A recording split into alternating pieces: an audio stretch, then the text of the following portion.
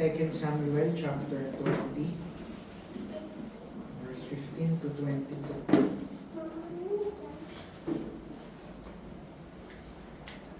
Basahin po natin salihan. Sabi po dito, "And they came and besieged him in Abel of Beth-Maachah, and they cast up a bank against the city. And it stood in the trench, and all the people that were with Joab battered the wall to throw it down. Then cried a wise woman out of the city, Hear, hear, say, I pray you, unto Joab, Come near hither, that I may speak with thee. And when he was come near unto her, the woman said, Art thou Joab? And he answered, I am he. And she said unto him, Hear the words of thy handmaid. And he answered, I do hear. Then she spake, saying, They were wont to speak in old times, saying, They shall surely ask counsel at evil, and so they ended the matter. I am one of them that are peaceable and faithful in Israel. Thou seekest to destroy a city, and a mother in Israel. Why wilt thou swallow up the inheritance of the Lord? And Joab answered and said, Far be it from me, that I should swallow up or destroy.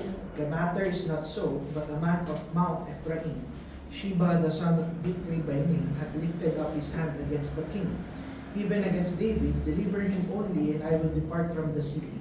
And the woman said unto Joab, Behold, his head shall be thrown to thee over the wall.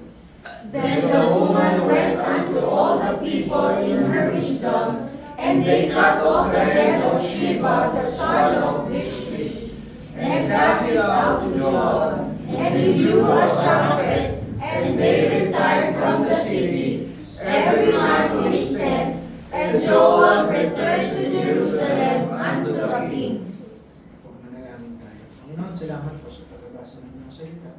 Mga Panginoon, sa huling parte ng panumbahan namin, ay samahan niyo pa rin kami. Dalangin namin ang inyong presensya. Salamat sa lahat ng tao at kaluluwa na patuloy mo ginagawa. Tawad naman sa aming mga kasalanan. Natin ang puso ng bawat isang nakikinig at nagtuturo, Panginoon. In Jesus' name we pray. Amen.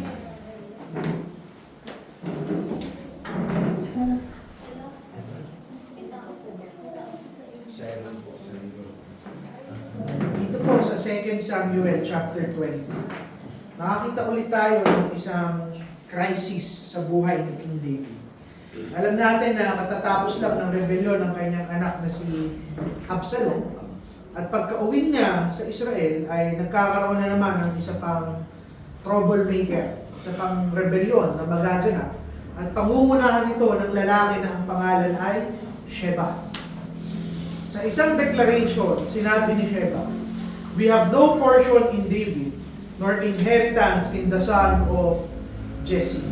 At itong si Sheba, dadalhin niya ang maraming Israelite palayo sa kanilang hari. In short, nagkakaroon dito ng isang mabilis na division sa loob ng Israel. Yung mga lalaki ng Israel ay sumusunod kay Sheba, samantalang nang natira sa kampo ni David ay yung mga lalaki ng Judah. Dahil sa Judah nanggaling si David. At dahil sa rebelyon ng isang tao, nag-create siya ng confusion, ng danger, ng threat na masira ulit yung bayan ng Israel.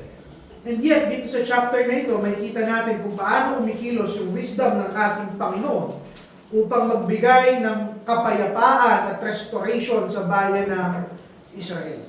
At hindi niya ginamit ang hari o ang kahit sinong sundalo. Ang ginamit ng Panginoon ay ang boses ng isang babaeng hindi pinangalanan. At yung story na ito, it is a warning against division. It is a reminder ng destructiveness ng kasalanan. And this is a call na hanapin natin yung wisdom ng ating Panginoon in times of trouble. So una, makikita natin dito yung danger ng division. Hindi natin binasa ng buo yung chapter, pero aralin natin ang buo. Yung chapter ng chapter 20, nagsimula yan kay Sheba, anak ni Bichri, na kung saan lalaban siya kay David bilang isang hari. Ang description sa kanya ng Biblia, he is a worthless man. Hindi dahil hindi siya importante, o tamad siya, o wala siyang accomplishment. Pero the reason why the Bible called him worthless ay dahil lumalaban siya sa hari na itinalaga ng ating Panginoon. At alam natin na kapag lumaban ka sa tinalagang hari ng Panginoon, ang tunay mong kalaban ay yung Diyos na nagtalaga sa Kanya. Which is a reminder that any man who chooses rebellion against God, ang tingin sa atin ng ating Panginoon that we are worthless.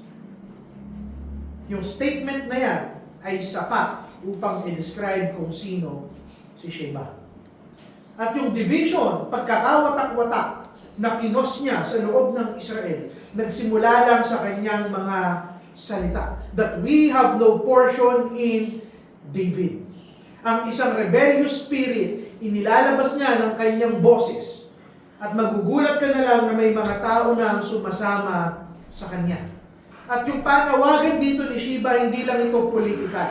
This is a spiritual cry.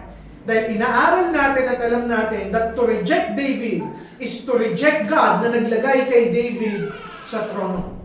And in the same way, anyone who is rejecting Christ, he is declaring rebellion against the King of Kings. At pansinin nyo kung gaano kabilis lumawak yung division dito sa lugar ng Israel. Sa verse 2, sinasabi doon, so all the men of Israel withdrew from David and followed Sheba, the son of Bichri, but the men of Judah followed their king steadfastly. Nagkaroon ng linya sa bayan ng Israel. Yung buong bansa ng Israel sumama kay Sheba, yung Judah sumama kay Bichri, napuputol o nagkakawatak-watak yung unity ng mga tao ng ating Panginoon in an instant.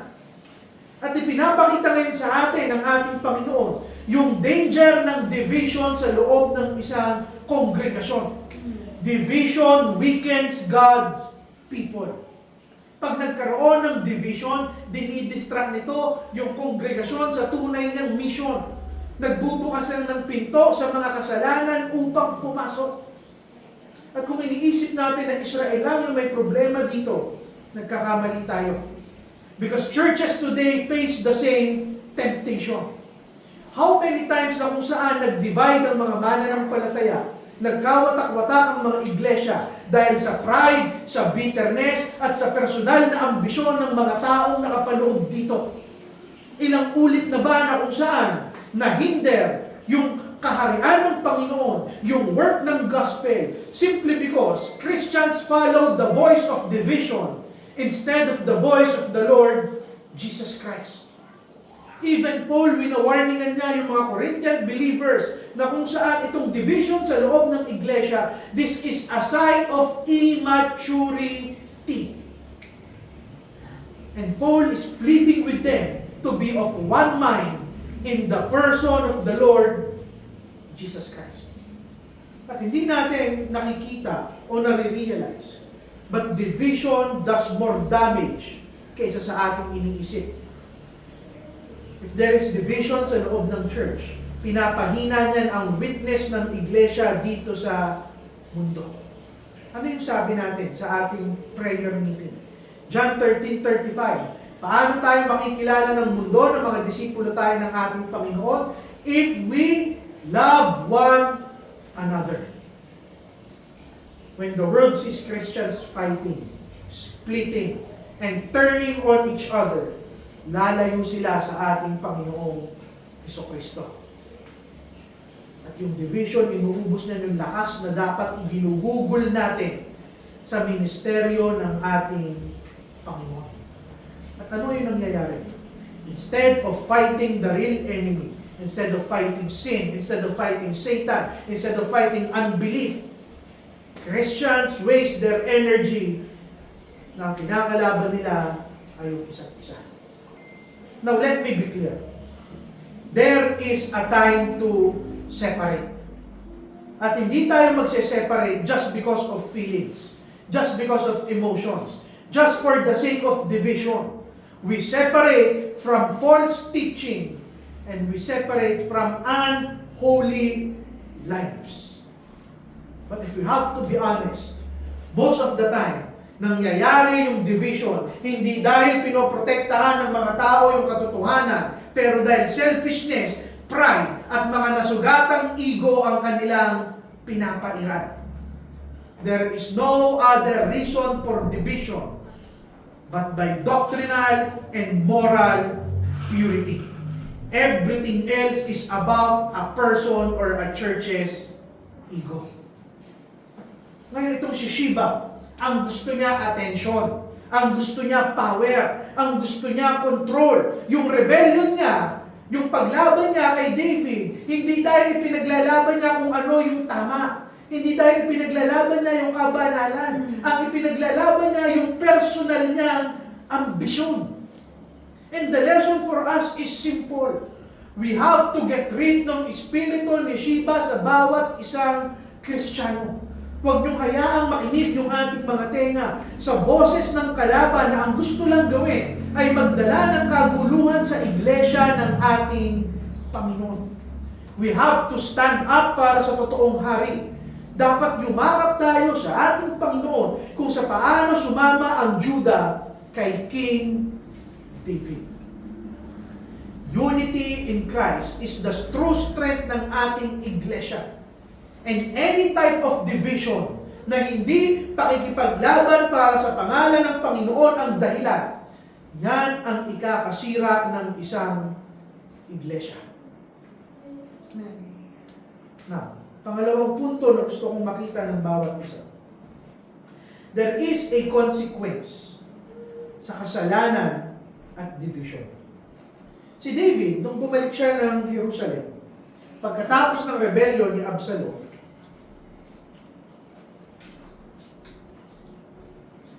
yung unang bagay na kinaharap niya, hindi triumph at victory. Trahedya ang kanyang unang kinaharap. Pag inaral nyo yung verse 3 ng chapter 20, kung maalala nyo, nung umalis si David dun sa kaharian, ano yung ginawa ni Absalom para ipakita niya na siya yung tunay na hari ng Israel? Anong ginawa niya? Publicly to Sinipingan niya yung concubines ni David. And verse 3 tells us ng chapter 20, itong 10 concubines na sinipingan ni Absalom, anong ginawa sa kanila ni David? Hindi sila pinapatay ni David. Hindi sila pinabayaan. Pinapakain sila, binibigyan sila ng kailangan nila, ng yaman nila. Inalagaan sila ni David, pero inilagay sila ni David sa mga bahay and they live the rest of their lives in seclusion. In short, buhay sila, buhay si David, pero para silang mga widow na walang asawa. Ano yung punto? Itong mga babae ito that was defiled by Absalom in his rebellion, kahit nag-provide si David sa kanila, yung dignidad nila at yung future nila bilang mga asawang babae, wala na. So ano yung punto dito? Ano yung gusto kong makita ng bawat isa? This is a reminder that sin always leaves scars. Laging nag-iiwan ng peklat ang kasalanan. At totoong nagpapatawad ang ating Panginoon. Mapagpatawad siya, mabuti siya, maibigin siya. Pero yung kasalanan natin, nagdadala yan ng damage na hindi na natin kayang alisin sa ating mga buhay.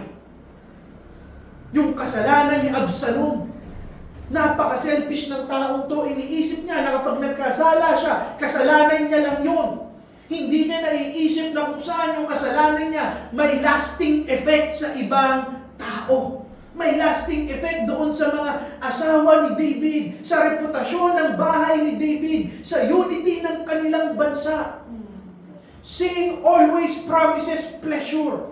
Pero ang idinadala lang niyan, mga sugat na kung saan hindi naghihilom. Sa verse 4, kinuman ni David si Amasa, na kung saan tipunin yung lahat ng lalaki ng Judah within 3 days at susugod sila kay Sheba. Pero si Amasa, na-delay, hindi kaagad siya naka-act, hindi kaagad siya nakakilos, hindi kaagad niya nagawa yung utos ni David. Hindi niya naunawaan, this was a moment na kailangan ng strong leadership.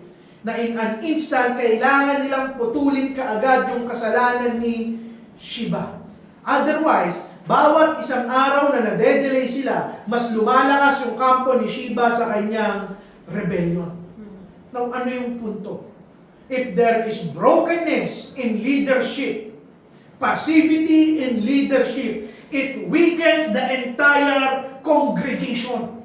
Kung indecisive, neglectful, at passive, yung leader ng isang congregation in dealing with sin,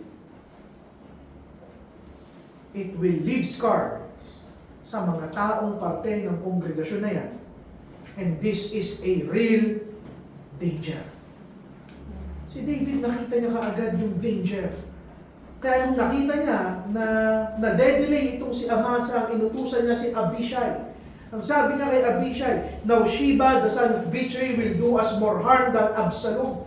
Take your Lord's servants and pursue him, lest he get himself to fortified cities and escape from us." Na-recognize ni David ng isang rebellion, ang isang kasalanan na hindi mo ko agad puputulin, kakalat yan. At din makakita tayo ng dalawang katotohanan dito sa kwento nito. Una, yung kasalanan at consequence niya, totoo at nagtatagal.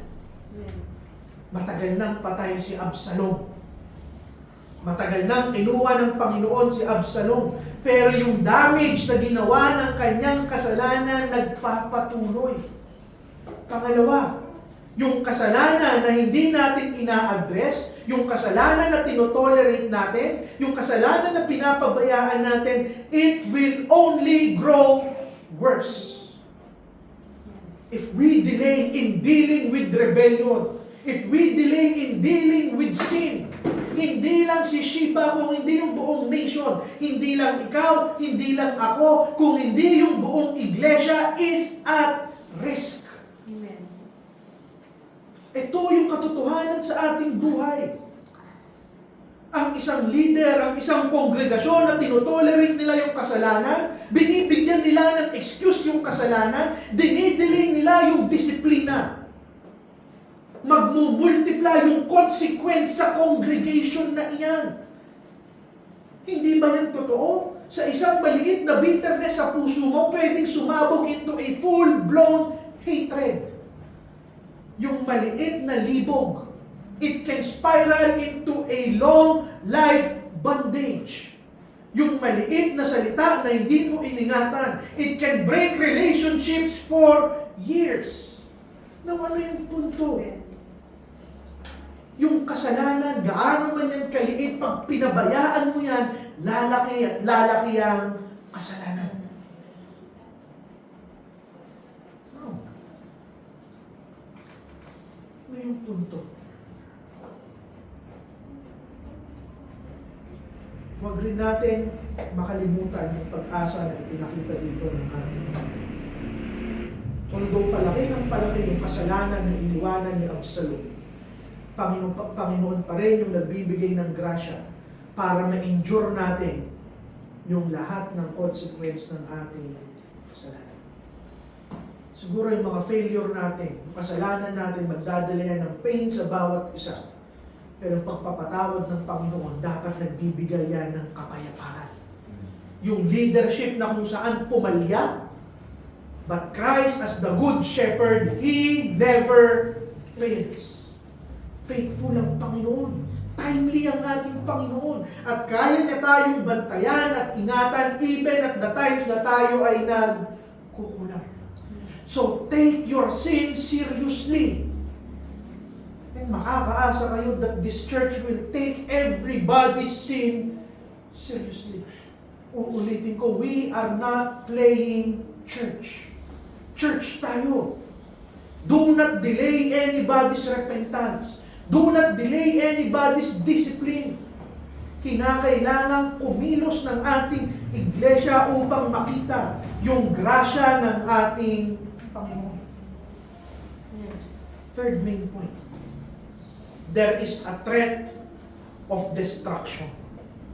Habang lumalago yung rebellion ni Sheba, sa verse 14, pinapakita sa atin na kung saan Dumaan siya sa lahat ng tribo ng Israel. At doon sila nagkampo sa lugar ng Abel. Abel of Beth Maaka. Ito na yung binasa natin kanina. At doon, yung sarili niyang tribo, yung mga Beachrites, nandun sila sa loob ng city. At iniisip niya na kung saan, dahil yung city ng Abel ay napapalibutan ng matataas na pader, na hindi sila basta-basta kayang pasukin ni David. Sa mata ng tao, this is a very clever strategy. Pero sa katotohanan, dinala niya lang yung danger ng hatol ng Panginoon at dinamay niya yung lahat ng tao na nandun sa loob ng Abel. Ngayon, sa verse 15, yung binasa natin, sumugod na ngayon si Joab. Si Joab yung bayolenteng general ni David. Yung pumatay kay Absalom at pumatay din sa tito ni Ishbosheth. Nakalimutan ko yung pangalan. Sino yung tito ni Ishbosheth? Basta tito ni Saul. Bali, technically, lolo ni Ishbosheth. Nakalimutan ko lang. Pero pinapakita rito na kung saan sumugod sila Joab. And imagine yung takot ng mga taong nandun sa loob ng Abel. Wala naman silang kinalaman. Wala silang kinalaman sa ginagawa ni Sheba. Inosenteng mga pamilya, mga matitinong citizen, mga bata sa loob ng Abel, they are now facing destruction dahil sa kagagawa ng isang taong gustong magkasala laban sa ating Panginoon. Now, ano yung ipinapakita sa atin ng passage? Ganito kumilos ang kasalanan. Kasalanan ng isang tao, rebelyon ng isang tao, hindi lang yung sarili niya, yung ine-endanger niya sa palo ng Panginoon, kung hindi yung mga taong nakapaligid sa kanya. Remember si Achan? Itinago niya yung yaman na hindi sila dapat pwedeng kumuha ng mga ginto doon sa sinakop nilang bansa. Ang ginawa niya, inilagay niya sa ilalim ng kanyang bahay. Muntikang paluin ng Panginoon yung buong tribo ng Israel. Si Jonah na kung saan nag-rebellion laban sa Panginoon, ayaw niyang gawin yung panawagan niya. Nung nagkaroon ng bagyo, hindi lang si Jonah yung nanganganib, kung hindi yung buong bangka. Nang ano yung punto? Kahangalan na isipin mo that your sin is private. Kahangalan na sabihin mo na kung saan kasalanan ko lang to, ako lang. Hindi nadamay ang church. Kasalanan ko to sa magulang ko, sa asawa ko, sa anak ko. Hindi nadamay ang kapatiran, hindi damay ang iglesia, hindi damay ang kahit sino man. Hindi damay yung pamilya ko. You are wrong. Pag nagkasala ka, hindi lang ikaw, yung pamilya mo at yung iglesia mo damay sa palo ng ating Panginoon. That is why we terminate members na ayaw magbago. It is a ripple effect. Huwag tayong maging makasarili na iniisip natin na yung kasalanan ko lang sa Panginoon at sa sarili ko, nagkakamali tayo. We are harming other people. Yung rebellion ni Sheba, inire-remind tayo at pinapakita sa atin yung seriousness ng ating kasalanan. Dahil marami sa atin, we treat sin lightly. Maliit lang yan. It's my business and nobody else's. Pero yung rebellion sa ating Panginoon, it spreads. It damages families. It divides churches. It poisons relationships. And it weakens the entire kingdom ng ating Panginoon. At tingnan nyo sila Joab. Unlike Amasa, hindi siya nag-antay. Hindi siya nagpapetik-petik, sumugod kaagad sila dahil unawa ni Joab yung danger ng isang rebelyon at kasalanan na hindi itinatama. Sinugod nila yung syudad, pinalibutan nila yung Abel, talagang ready na silang gibain yung mga pader. And this is a picture of how God deals with sin. Ang isang kasalanan na hindi kino-confess, ang isang kasalanan na hindi binabatawan, for sure darating ang judgment ng ating Panginoon. You may hide your sin behind the walls ng pagkatao, ng decency. Pero hindi yan makakatakas sa hustisya ng ating Panginoon. So this is a reminder para sa bawat isang mananampalataya, repent. Hindi natin pwedeng hayaan yung kasalanan natin na maglinger sa ating mga puso, na iniisip natin kaya nating itago. It may take years, or days, or months, or even decades. But your sin will find you out. Let us confess our sins bago tayo durugin ng Panginoon. And for this church, it is a reminder of how important discipline and accountability is. If we tolerate sin, if we tolerate rebellion, the whole church suffers. Amen. For the unbelievers, this sin is a warning for God's judgment. Because to reject the King is to reject Christ. And you put yourself and everybody else in danger. But there is hope sa kwentong to. Dahil hindi naman nahayaan ng Panginoon na masaktan yung mga tao niya dahil lang sa kasalanan ng nag-iisa. God provided a way of wisdom in this time of rebellion. Point number 4. From verse 16 hanggang verse 22. Nakita natin dito. In the middle ng pagsugod ni Joab, may isang babaeng hindi pinangalanan. Tawag lang sa kanya, a wise woman. Sabi niya kay Joab, Joab, makinig ka. Nandito ako para makipag-usap sa iyo. Tandaan nyo na yung babaeng to, hindi to sundalo, hindi to commander, hindi ito politiko. Nandun lang siya, described as a wise woman. At ginamit ng Panginoon yung wisdom ng babae ito upang iligtas yung buong syudad ng Abel. Sabi niya kay Joab, isa ako sa mga mapayapang tao dito. Faithful ako kay King David. Huwag mo namang sirain yung aming syudad. Yung syudad na naging nanay ng Israel dahil lang sa kasalanan ng isang tao. Yung kanyang salita, it revealed the power ng wisdom ng isang mananampalataya. Hindi siya lumaban kila Joab gamit yung sandata. Ginamit niya yung katotohanan ng salita ng Panginoon at yung understanding niya bilang isang mananampalataya. Sabi ni Joab, kung talagang naniniwala ka sa hustisya, huwag mong idama yung buong bayan ng Abel. Kung gusto mo lang si Sheba, ibibigay namin sa iyo yung ulo ni Sheba. Mag-antay ka at ibabato na lang namin over the bakod yung kanyang ulo. And this was the turning point. Umuwi yung babaeng to. Kinumbinsi niya yung buong bayan. And they executed Sheba. Tinanggal ni Joab yung kanyang army. Pinatulog nila yung kanilang mga torotot at trumpeta. At pinauwi niya yung kanyang army dahil tapos na yung kanilang. Ano yung matututunan natin dito? God often uses the unexpected instruments. Hindi hari, hindi pastor, hindi politiko. Yung ginamit niya, hindi general. Isang babaeng walang pangalan, pero puno ng wisdom ng ating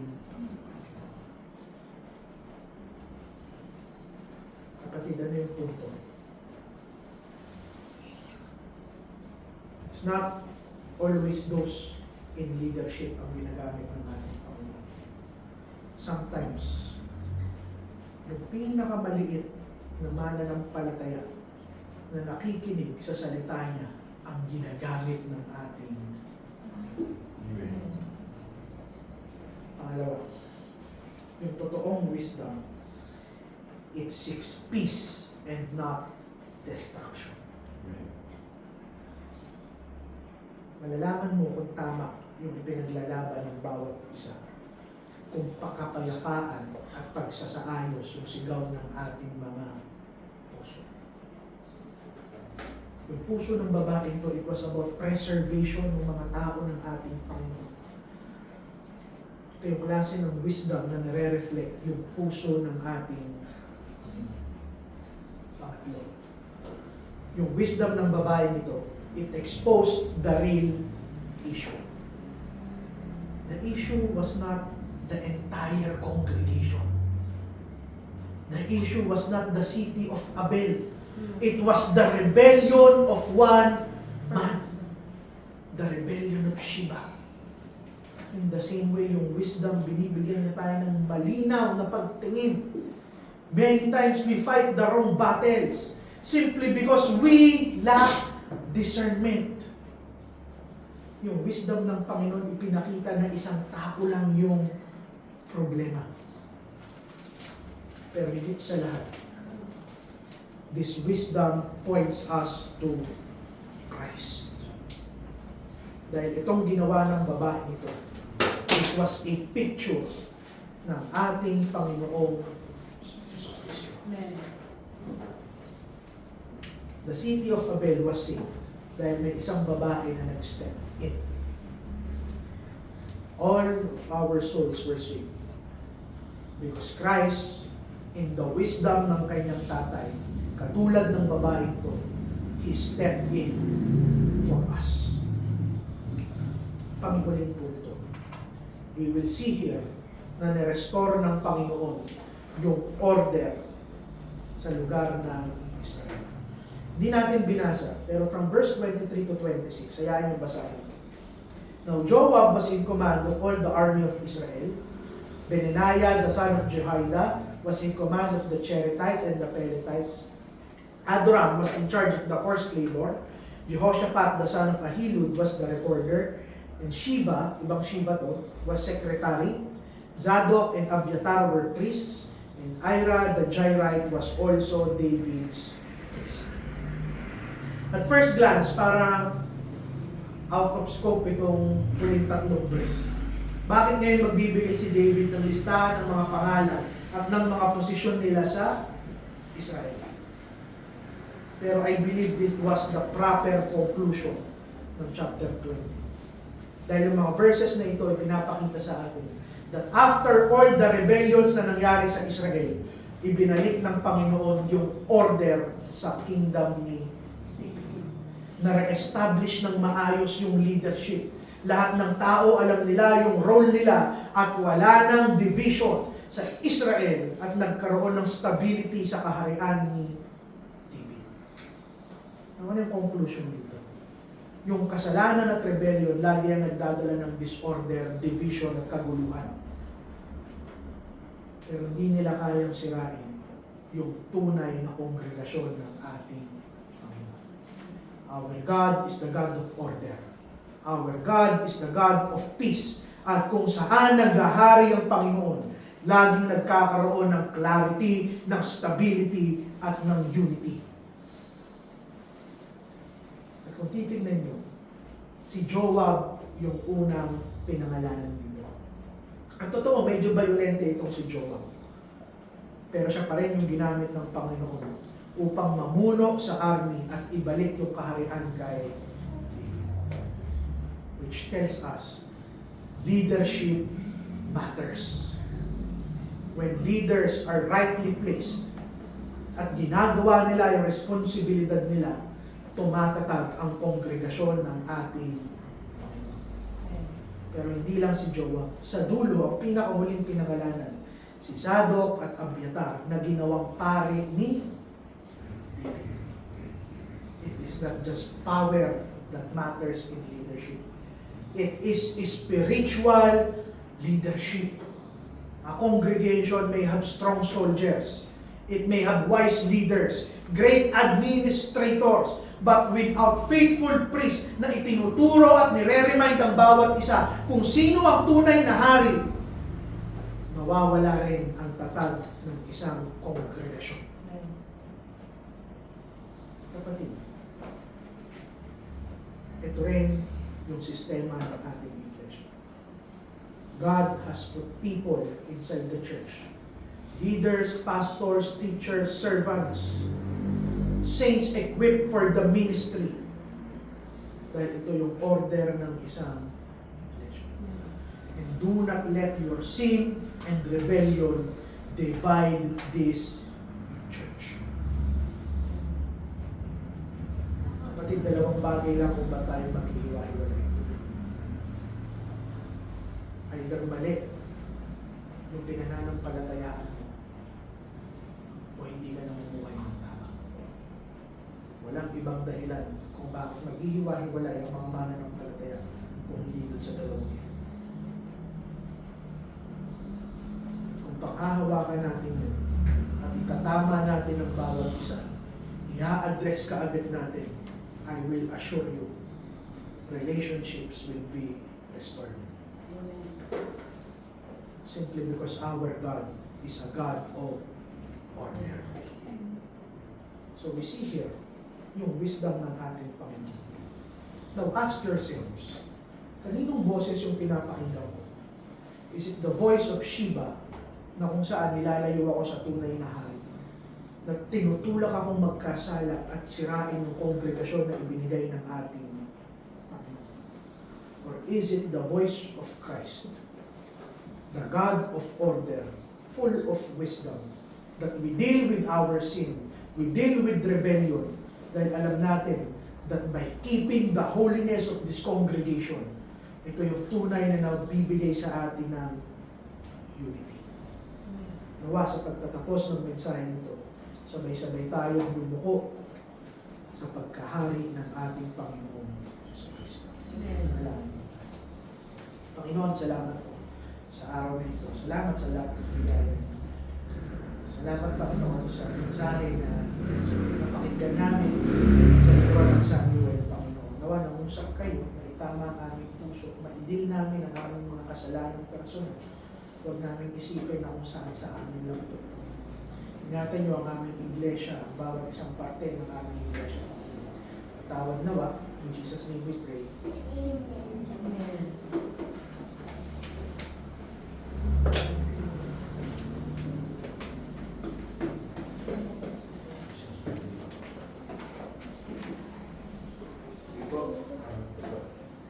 Ipo, tayo po tayo lahat at umawit po tayo. Makibukas po tayo sa ating himnan, sa himnan 212.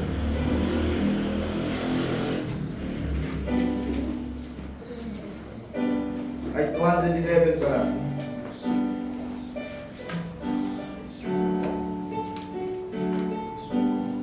Yan na po ba? Himnan 211. Jesus paid it all. Kung mga nakakalam po ng kanta, pakilakasan ng mga boses.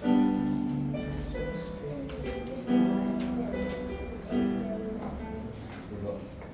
Nandiyan na po. Jesus paid it all. Ready? Sing. The Savior said, Thy strength in this small child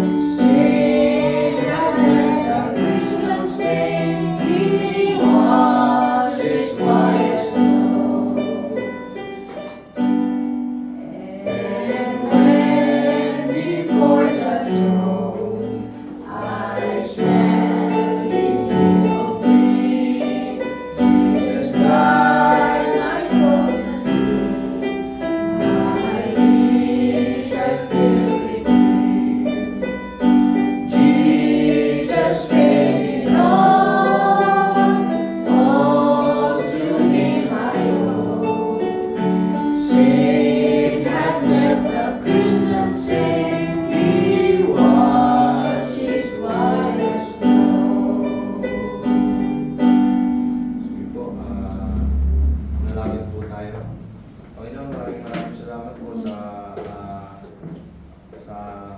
pagkakataon na po ito na binigay nyo na naman po sa amin na sa mga mensahe na inaalala nyo po sa amin, Panginoon. May sa buhay po namin ito, magamit namin sa pang-araw-araw at mapanatili namin ang purity sa aming simbahan, Panginoon. Tawarin niyo po nawa kami sa aming mga kasalanan po ng Panginoon. Gabayin niyo po kami sa araw-araw. Ingatan niyo po ang bawat isa sa amin na makauwi sa aming tahanan. Gabayin niyo pa po ang mga pagturo sa mga bata mamaya pong gawain sa mga bata po. Ito lang po ang aming pinapanalangin sa matamis sa pangalan ng aming Panginoon Jesucristo. Amen. Lolo Max, sabay po ako. Sa Auriga. May ano po. Yung isa e-bike, maayusin yung kalimutan. Basta pati yung